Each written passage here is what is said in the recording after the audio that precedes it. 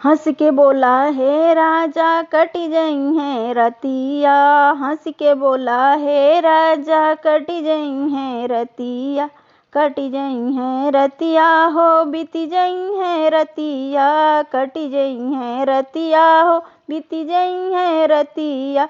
हंस के बोला हे राजा कटी जई है रतिया, हंस के बोला हे राजा कटी जई है रतिया।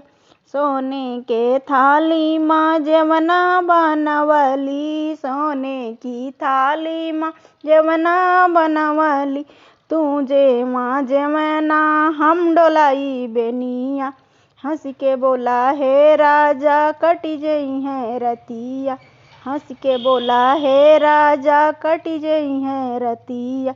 झांझर गेड़ुआ गंगा जल पानी, झांझर गेड़ुआ गंगा जल पानी, तू घूंटा पनिया हम डोलाई बेनिया। हंस के बोला हे राजा कटी जई है रतिया, हंस के बोला हे राजा कटी जई है रतिया।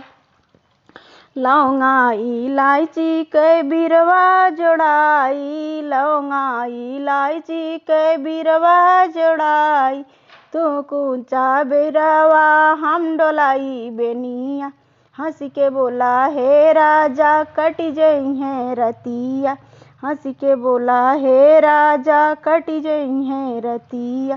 फूला हजारी कैसे जिया लगवली, फूला हजारी कैसे जिया लगवली, तू सूता से जिया हम डोलाई बेनिया।